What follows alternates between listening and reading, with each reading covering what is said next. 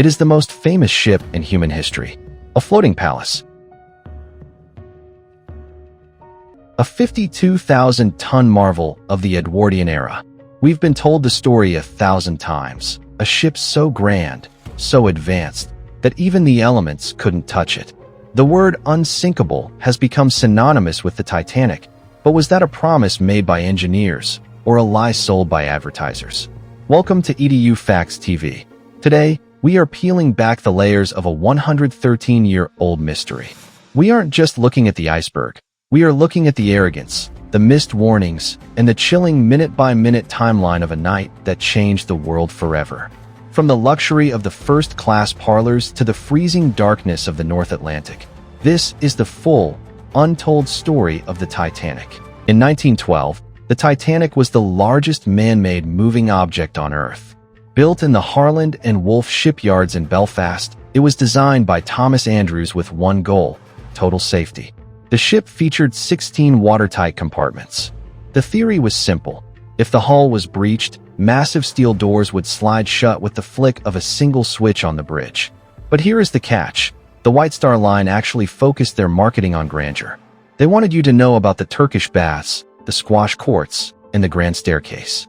The Unsinkable label actually gained traction through trade journals like the Shipbuilder. However, this reputation created a dangerous shield of immortality. Passengers felt so safe that they believed the lifeboats were merely a formality, decoration, rather than a necessity. The day of the tragedy began with a series of strange omens. At 9 a.m., the first iceberg warning arrived from the Coronia. Throughout the day, 5 more warnings would follow. The most chilling came from the Mesaba, reporting a massive ice field directly in the Titanic's path. Why didn't Captain Smith slow down? In the 1910s, it was common practice to maintain speed if the weather was clear. But the weather wasn't just clear, it was flat calm. Without waves breaking against the base of an iceberg, they are nearly impossible to see at night. Meanwhile, in the wireless room, operator Jack Phillips was exhausted. He was busy sending personal Marconigrams for the wealthy elite.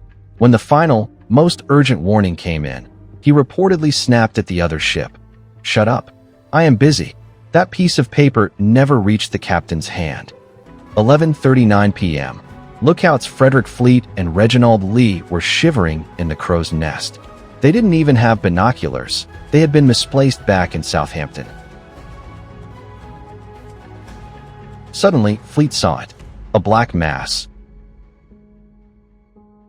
standing 60 feet tall, directly in their path. He rang the bell 3 times and shouted the famous words, "Iceberg, right ahead." First Officer William Murdoch had exactly 37 seconds to react. He ordered hard a-starboard and full astern. It was the logical move, but it was the wrong one. By turning, the iceberg scraped along the side of the ship, slicing a 300-foot gash through 5 compartments. If the Titanic had hit the iceberg head-on, it likely would have survived. But the sideswipe was a death blow. Within minutes, the mail room was underwater, and the unsinkable ship began its slow tilt into the abyss. The Titanic carried 2,200 souls, but its lifeboats only had room for 1,178. Why? Because the British Board of Trade's regulations were based on the ship's tonnage, not its passenger count. Captain Smith knew the math. Over 1,000 people were guaranteed to die. The evacuation was a masterclass in both heroism and tragedy. Because of the unsinkable myth, many passengers initially refused to leave the warm, bright ship for a tiny boat in the dark ocean. Lifeboat number 7 was the first to lower. It had a capacity of 65, but it left with only 27 people. As the ship tilted further, the music began. The 8-man band, led by Wallace Hartley, played on the deck to keep the crowd calm. They played until the very end. None of them survived. By 2:15 a.m., the Titanic was no longer a ship. It was a vertical tomb. The lights flickered one last time and went out. The immense weight of the stern hanging in the air was too much for the steel to bear. With a sound like 1,000 gunshots, the Titanic snapped in two. The bow section plunged like a torpedo, hitting the ocean floor at 30 miles per hour. The stern, still filled with air, bobbed for a few moments before it, too, was dragged down. For the 1,500 people left in the water, the real nightmare began. The water temperature was 28 degrees below freezing. Most did not drown. They died of cardiac arrest or hypothermia within minutes.